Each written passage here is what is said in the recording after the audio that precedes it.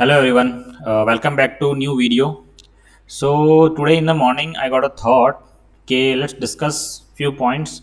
Why I'm giving it, or in general, my perspective or my point of view. Like why, like how you should approach while preparing for gate. So yeah, this is all. This all are my personal views. You might have different view or different approach regarding how you should prepare for gate examination. Okay, so yeah, these are all my personal views and these are all my personal points that I have written. Okay, so yeah, if you are studying for gate CSE subjects, like let's say you have 9 subjects. Okay, so each subject, if you are studying each subject, one subject at a time, then like you should study that subject with a deep understanding, with with a view of developing concepts about that subject. Like आप उस subjects में से कितना conceptually आप उस subject में कितना better हो. ओके, सो आपको हर एक सब्जेक्ट कंसेप्चुअली पढ़ना चाहिए ताकि आपकी क्यूरियोसिटी भी बढ़े. आई फील के अगर आप अंडरस्टैंडिंग से पढ़ोगे तो आपकी उस सब्जेक्ट में क्यूरियोसिटी आएगी, ताकि मैं मैं और जानूँ इस सब्जेक्ट के बारे में, और जानूँ ये चीज़ क्या होती है, ये चीज़ कैसे होती है, ये चीज़ क्यों हुई. ओके, तो या this are the things. Like अगर आप ये चीज़ आपके ये क्वेश्चंस आपको तभी आएंगे तब जब आप अंडरस्टैंडिंग से बेटर आप सब्जेक्ट को उस हिसाब से पढ़ोगे कि आप उस सब्जेक्ट में कंसेप्चुअली बेटर होना चाहते हो. ठीक है, अगर आप ऐसा चाहते हो कि मैं सब्जेक्ट पे कंसेप्चुअली बेटर हूँ, तभी आपकी क्यूरियोसिटी होगी उस सब्जेक्ट में. जैसे कि ये चीज़ कैसी हुई, why this things are happening, how this thing are happening, and अगर ये चीज़ नहीं हुई तो क्या होगा, ये चीज़ हुई तो क्या होगा. ओके, सो या आपको, सो बेसिकली मेरा ये कहना है कि basically what I want to say is you want आपको सब्जेक्ट जो है, if you want to study one subject then you should study that subject with conceptual understanding. Okay, basically आपको कंसेप्चुअली उस सब्जेक्ट में स्ट्रांग होना है, conceptually आपको उस सब्जेक्ट में स्ट्रांग होना है ताकि आपकी क्यूरियोसिटी बढ़े. Then you will get curious about this to know more things about that subject. Okay, then if you get more curious, then automatically you will get more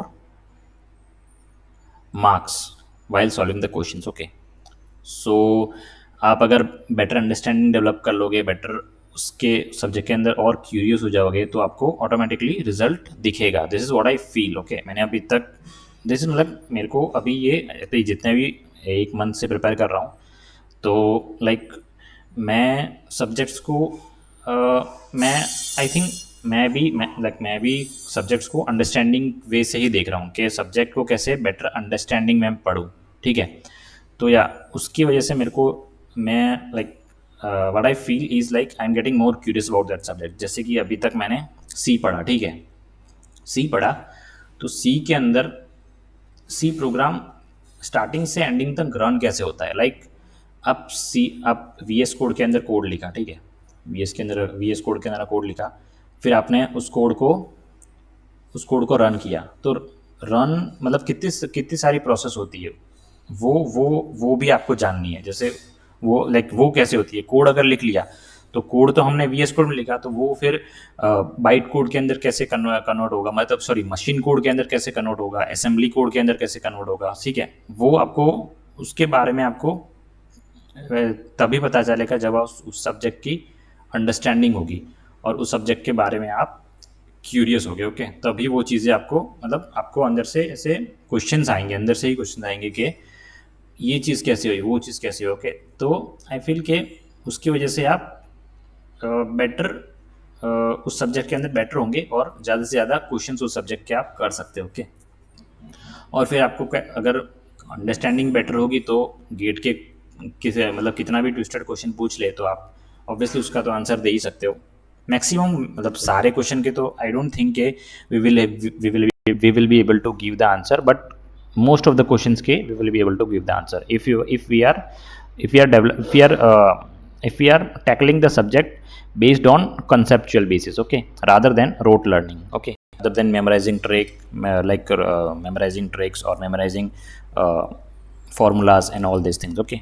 You should have conceptual understanding about that subject, okay. So yeah, this is all about the first thing.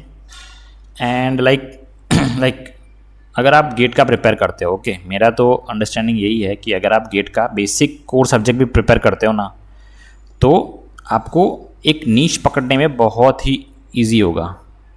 आप उस नीश के अंदर, नीश मतलब कि जैसे आपने core subject कर लिया, ओके, फिर आपको AIML में डाइव होने के लिए, सॉफ्टवेयर इंजीनियरिंग में डाइव होने के लिए, डीप डाइव होने के लिए, या फिर आप नेटवर्किंग में डीप डाइव होने के लिए कोई भी नीश चूज़ करते हो, मतलब अपने लिए अपने कैरियर के अंदर आगे कोई भी नीश चूज़ करते हो, तो उसके लिए आपको बहुत इजी होगा। मतलब अगर आपको कोर पता है सब्जेक्ट, जैसे कि DLD पता है, TOC पता है, OS क्या होता है वो पता है, COA कंप्यूटर आर्किटेक्चर क्या होता है वो पता है, C प्रोग्रामिंग कैसे वर्क करती है, प्रोग्राम रन करेंगे, फिर प्रोग्राम कंप्यूटर के अंदर कैसे कंपाइल होगा, कैसे रन टाइम पे काम करेगा, कैसे कंपाइल टाइम पे काम करेगा, कैसे रन टाइम पे काम करेगा, बाइट कोड कैसे बनता है, बाइट कोड दिखता कैसा है, ओके। सो ये सारी चीज़ें आपको एक नीश के अंदर डीप डाइव करने के अंदर काम आएगी, ओके। सो जैसे कि AIML के अंदर बहुत सारे कॉन्सेप्ट्स है, जैसे डिस्क्रीट मैथ पढ़ते हो, सॉरी इंजीनियरिंग मैथ पढ़ते हो, उसके अंदर कैलकुलस है, तो कैलकुलस जो है वो AIML के अंदर काम आ रहा है, लीनियर अलजेब्रा है, वो भी AIML के अंदर यूज़ होता है। फिर सॉफ्टवेयर इंजीनियरिंग के अंदर DBMS आपका सब्जेक्ट है, वो सॉफ्टवेयर इंजीनियरिंग के अंदर यूज़ होता है। मतलब कुछ भी आपको डेटा स्टोर करना था वो तो आप डेटाबेस के अंदर ही स्टोर कराओगे। तो आपको सॉफ्टवेयर इंजीनियरिंग अगर आप सॉफ्टवेयर इंजीनियर बनते हो, SDE बनते हो, ठीक है, तो डेफिनेटली आपको कंप्यूटर नेटवर्क्स काम आएगा, DBMS काम आएगा, ओके।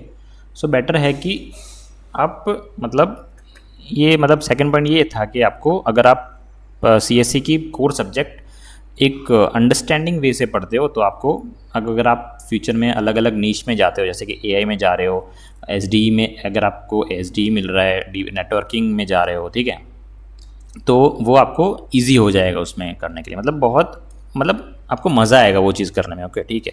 तो बेसिकली यही था सेकेंड पॉइंट। एंड या थर्ड पॉइंट है कि हाँ, थर्ड पॉइंट वही मैंने डिस्कस ऑलरेडी आई थिंक कर लिया है कि अगर आप CS के सब्जेक्ट्स अंडरस्टैंडिंग के साथ पढ़ते हो, तो you will develop curiosity to know more about CSE in general, okay. मतलब अगर आप CSE के सब्जेक्ट अगर अंडरस्टैंडिंग पॉइंट ऑफ वे से पढ़ते हो, तो आपको बहुत मतलब आप क्यूरियोसिटी डेवलप करोगे, जैसे how computer works, how OS works, can I build my own OS, मतलब क्या आप अपना खुद का OS बना सकते हो, क्या आप अपना खुद का कंपाइलर बना सकते हो, क्या आप अपना खुद का प्रोग्रामिंग बना सकते हो। सो या this is all about today's video. These are the points I want to discuss. And yeah, further the disclaimer is like these are my personal views, okay. You must have your own reason, you should have your own reason, and you might have your own reason, okay. So these are all my personal reason or personal views to give GATE or to have a better understanding about computer science subjects, okay. And you might be having your own views, and that are also correct, okay. So yeah, thank you for watching this video.